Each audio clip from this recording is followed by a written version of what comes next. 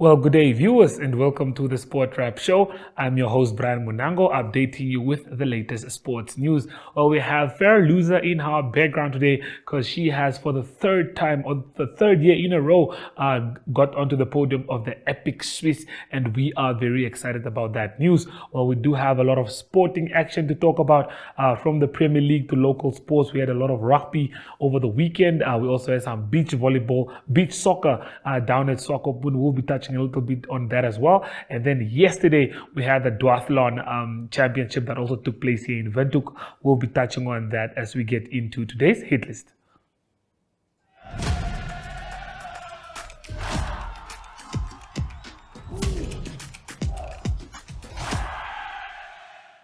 First up on our hit list, we have Petrus Human, who conquered the Duathlon 2024 championship to come out as the champion. This guy, very known well for playing rugby back in 1991, has transformed himself into an athlete now.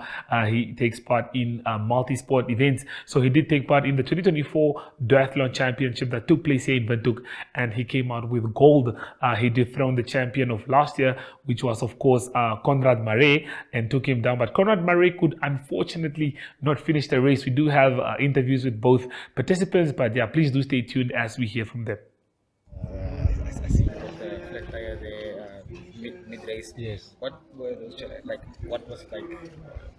Well, What happened? I have a tubular tire on my rear wheel, which is really difficult to fix when it gets flat. And so when it got flat, I didn't replace the tire. I just tried to put air in it, and that didn't work. And when that didn't work, I knew the race was over. What was the most difficult part of the race? Following Petrus in the beginning, I'm a long-distance endurance athlete, and he's a short-distance fast racer. So he likes to start fast, and I like to ease into it. And so I tried to stick with him in the beginning of the race, but that really tired me out. That's what was the most difficult. And then dealing with the flat wheel, obviously. Yeah. So how does it feel like overall to be part of the Duathlon series?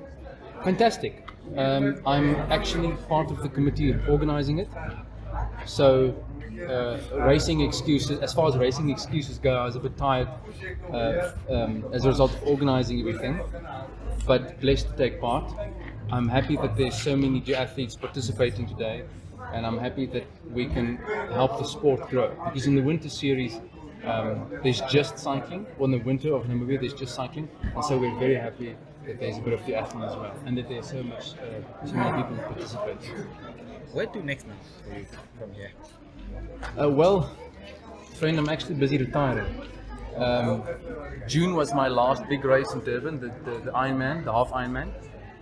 My wife's pregnant now, so I'm scaling down a bit. I'm not training 12 to 15 hours a week anymore. It just takes too much time out of my work and husband life. So today was my first race of retiring, and so from here to now here, a bit more organizing races and helping the new generation to grow and to do multi-sport. Maybe lastly, maybe your words, any last words of encouragement, maybe to the young ones. Yes. For example, Petrus that won today, he's actually a rugby player that had to transition from this big, heavy rugby player to a endurance athlete. And he did it with commitment and training. So if you really want to, it's not a lot of hard work at once. It's just adapting a fit lifestyle. And before you open your eyes, you're there. You're fit enough to participate. As a sport, just about that, where are we? Like in terms of multi-sport. We're actually quite there. African Triathlon has given us the African Cup 2 years in a row now, because it likes to come to Namibia to host this African Championship. And before those 2 years, we had the African Duathlon Cup here as well. I think the friendliness of the people and the open cleanliness of our country and the lack of political interference with our country makes it so joyous for Africa and maybe one day world triathlon to bring the sport here. So I think we're shifting. We took over 4 years ago, and we've been pushing hard with the new federation. and it's just been growing. I'm excited to see how we fit into the international scene in the next 2 or 3 years. Thank you. Okay, we're joined by Pietri, who's the champion here. Pietri, just tell us, how did you enjoy the whole experience today? Oh well, it was really big fun, especially competing against Conrad. We have a healthy competition between the two of us. No bad blood whatsoever. Like I said before, I think it's my 3rd year now in multi-sport. So I'm still new in the game regarding the whole process. So I'm still learning a lot, but thoroughly enjoying it. Okay, something that people may not think of is you used to be a rugby player, now you're transitioning into this sport. How much are you loving it? And yeah, how much are you enjoying the sport? Well, it's physically very challenging. Of course, from the rugby days, I had to drop a lot of weight to try and compete with these guys because they're much lighter, and that makes a big difference, especially in the running and the cycling. So that muscle mass, plays a role. So that needs to be burned a little bit to be faster on the race day itself. But yeah, it's a good experience. Like rugby, it's challenging, just in a different aspect, but bit more aerobic and longer endurance. So yeah. Okay, well, with Conrad Murray that unfortunately had a flat tire, still getting this big win over him, I'm sure does mean a lot to you. Yeah, for sure. It's like I said, it's a really big privilege being the national champ. My first time as well in a multi-sport event. So it's a new experience for me on that side, and thoroughly enjoyable. Okay, well, before I do let you leave, what can we expect from you in the future from this multi-sport? Are you still going to invest more into it, or what's the plan? Yeah, but definitely. I'm a bit more. I specialize a bit more in the off-road triathlons. That's more my game. The road is just to stay healthy, stay competitive in that regard. So short term in October, I have the Xterra in Joburg that I'm going to participate in. So the Xterra Triathlon is the premier world off-road triathlon series. So that I'll be doing in October in short term now. After that, I'll have to go and sit down with my coach and see what the future holds. So no big plans ahead after October. Okay, well, any message for anyone that's watching this at home that also aspires to be a multi-sport athlete that has been maybe in rugby football, but that just wants a change of scenery? Yeah, for sure. Just believe in yourself, put in the hard work, and I think the most important thing is enjoying every moment or enjoying the process, because we get so caught up in where we want to be at that we normally or humanly lose sight of the process itself, and I mean that's a big part of life. Enjoying the little things we take for granted, and just believing in yourself and remembering to enjoy it as far as possible. Okay, thank you very much. It's my pleasure. Petrus Human with some words of encouragement there towards the end. A huge congratulations to him. He's now the champion of the Duathlon, a very competitive race. I think it starts off with 10 kilometers of cycling, 10 kilometers of running, then 40 kilometers of cycling, and then 5 kilometers of running again. So it really does take a tough toll on one, but huge congratulations to him once more. Moving on to our next story, we were down in the south of Rebo this weekend. We had some NRU action and 2 matches that took place there. Falcon was still trying to play very well and play for defense. While we did have Trasco United, who were eager to try and get a big win to get that 4th place that we all know Grootfontein has now, as we are looking forward to moving into the semi-finals. A big match that ended 49-48, but very exciting. So please do stay tuned from the highlights compiled by Boot Matthews.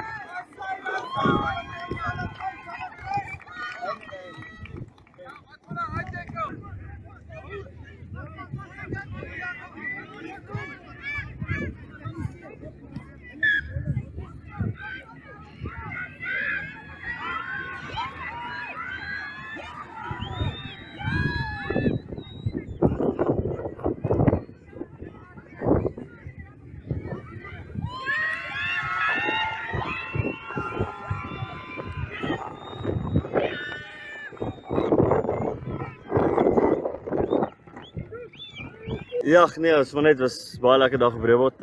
Wind was maar 'n bietjie kwaai geweest, maar al twee skoppers van al twee spanne het baie goed gedoen. Ja, ons het ons geleenthede gebruik, Veldkuns ook. Hulle het net van ons foute afgespeel. Ons het te veel balle op die grond verloor, te veel balle uit die hand uit verloor. En dat ons onder druk gesit, dit maak die spel los. Dis nie regtig ons tipe spellie so. Overall dink ek baie goeie game geweest, 'n hoë telling, so ou kan weer, dit was lekker hardloop rugby geweest, maar ja, ons het dit bietjie te laat gelos. Ons het 1 of 2 games deur die jaar wat ons moes wen wat ons nie gewen het nie, wat tight close games was wat ons beter moes afgerond het. Maar ek is nog steeds positief. Dis 'n baie jong squad. Dis 'n klomp jong ouetjies en hulle kan net beter raak en kan net vorentoe gaan hier vanaf. Ja, ek is so trots op hierdie jong manne wat vandag vir ons 'n spektakel opgelewer het. Hulle het goeie hardloop rugby gespeel en as ons moet teruggaan, ons het basies verlede jaar weer 'n bietjie begin bydra gegee tot die span. Ons het 'n goeie coaching team bygesit. Ons kyk waar ons verlede jaar geëindig het en waar ons hierdie jaar soos jy sê, daar was baie groei in die span gewees. Well, apologies for the wins towards the end there. Moving down to what we had going down in the coast, we'll be talking about the beach soccer that happened over the weekend. But first, we'll be going for a short commercial break and we'll be back with the weekend drop.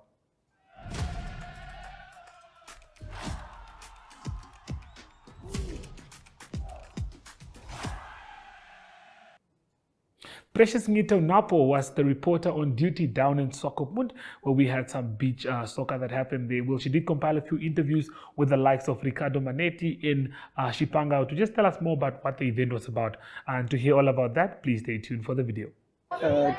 Chris Lee Governor up here, teams coordinator for the beach soccer tournament, the first of the annual event that we're going to have every year. We've got quite a number of teams that registered. We got 16 male teams which registered for the event, 6 female teams that registered. One of the female teams also a high school team from Wolfish Bay to Taleni High School. And also by the male side, we have Atlantic Junior Secondary School from Swakop that registered also. So we've got 2 school teams that registered for the first event. We've got 4 or 5 teams that played already so far today. The fixtures are going to go until maybe around 4 o'clock, hopefully, and then we have a lineup of performances, DJs, artists that are going to perform. Tomorrow we're going to have our round 2, our round 3 as well. And then Monday we are going to start with our knockout stages. We are here all day long. There's stalls here, everything. You guys can come enjoy. We invite everyone from all walks of life. Please come support us. Let's make this event a success. We have our brand ambassadors as well. Lazarus Gaimpi, former Brave Warriors coach, Ricardo Manetti. They are here. They are scouting players as well. Hopefully we might get a national beach soccer team and then we might get a chance to travel somewhere. So yeah, we invite everyone, come out here, come support us. Let's make the event a success and then hopefully next year we make it bigger and better as well. Thank you. Hi guys, Ricardo Manetti here, live and direct from Swakopmund.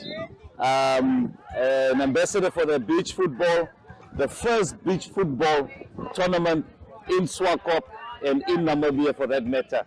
Proud to be a brand ambassador, promoting the event.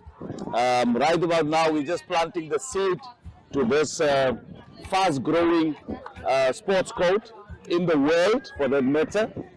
Normally, we used to street football, etc., but this is really something that we can make magic of and make it work because we have a long coastline, and we need to take advantage of that and make sure that the community come on board, the youngsters come on board, and play a little bit of beach football, yeah.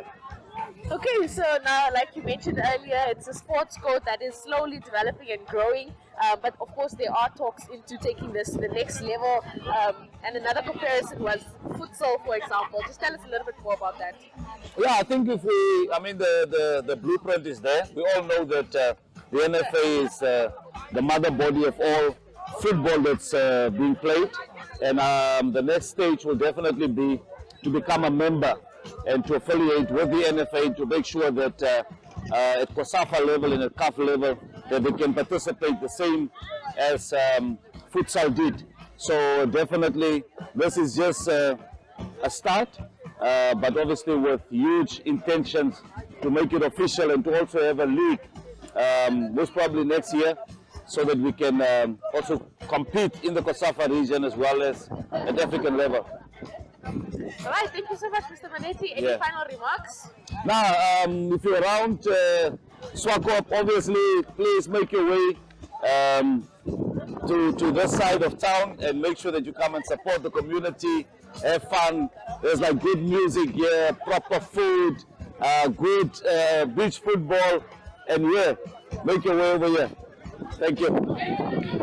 My name is Tanishi Prabhu.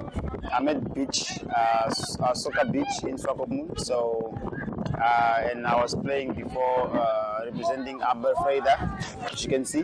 So, we're actually here in Swakop having fun and just being present at this great event, which was held by our former coach, Ricardo Manetti.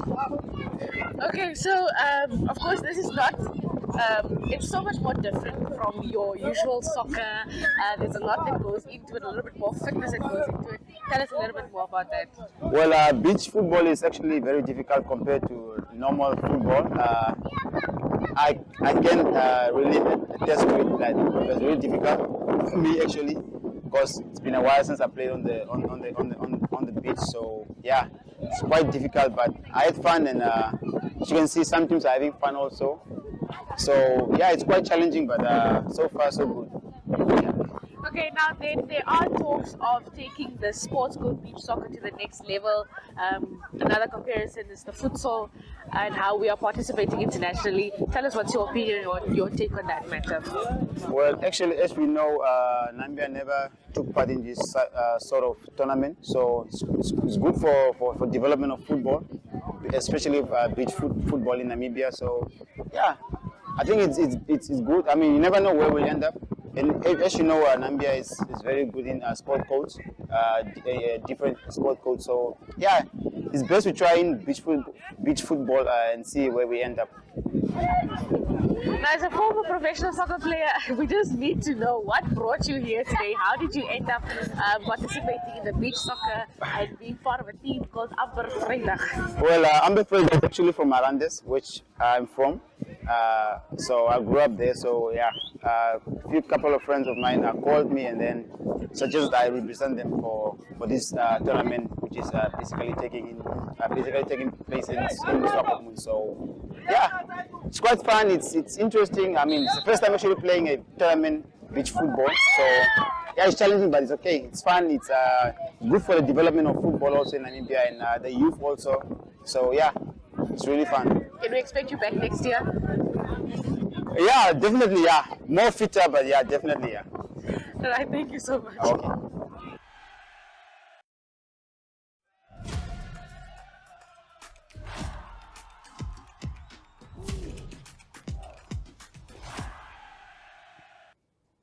Well, we all do know that the NSSU semi-finals in the primary school rugby took place over the weekend at the Office Spark. Of course, we had some good games. Vindhoek Gymnasium coming out strong against St. Joseph. We did catch up with both coaches and both captains of the teams to just tell us more what they thought about the game. This was compiled by Maria Ngula, so please do stay tuned. In laerskool of ons baie. Ons moes dit diep gaan haal het. Ons ouetjies het op 'n tyd 13 teen 15 gespeel, meeste van die game. Beserings en siektes met al die seuns en die jonger manne in al die skole deesdae en vir vandag het dit vir ons redelik op die agtervoet gesit. Maar ek is trots op my seuns. Soos ek hoor, my stem is ook weg.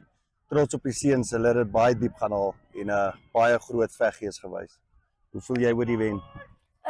Ek dink dit was 'n goeie wen. Ons albei spanne het baie goed gespeel en ek dink almal het hulle beste gegee en dit was net 'n lekker game. Daar's hy. Yeah, this is Coach Athanasius Kangala, coach of Laerskool Walvis. The game was a little bit intense. We started slow and then slowly we started picking up momentum. I believe we picked up too late. That's why we could not make it to the end. But the boys played their heart out, even though they didn't show much of their character. So we're going to work on our mistakes that we made during the game and see the way forward.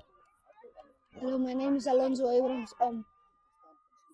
I think we're very disappointed in the game we had because we didn't play to our strong points. We went to our weaknesses. Yeah. Okay, my name is JT Basson, head coach of the under 13A Windhoek Gymnasium team. Today was a hard-fought battle. The boys made it in the end. I just want to applaud St. Joseph's as well. They really came to the occasion.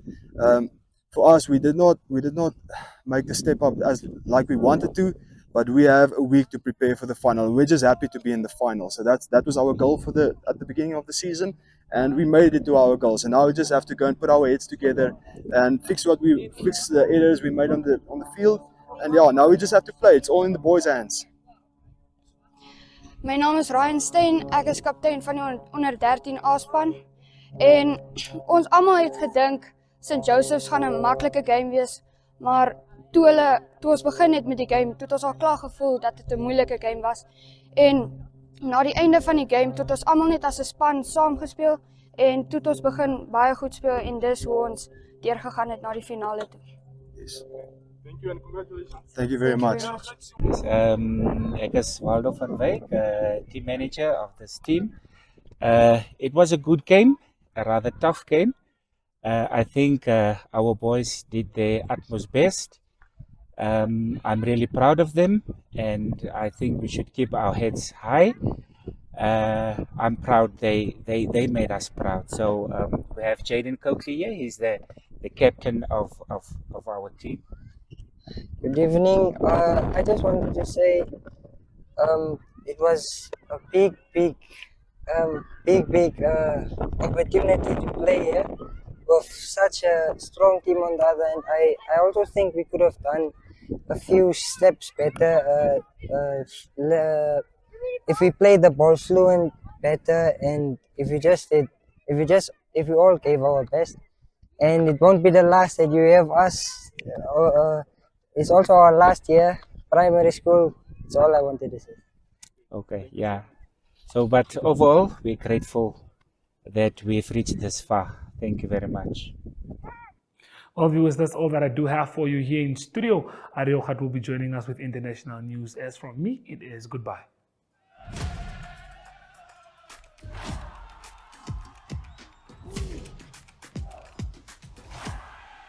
Good day everyone, time for international sports news, and starting off with soccer news first. It's English Premier League, and after the two first weekends of English Premier League, there's only 4 teams that's unbeaten of the 20 teams.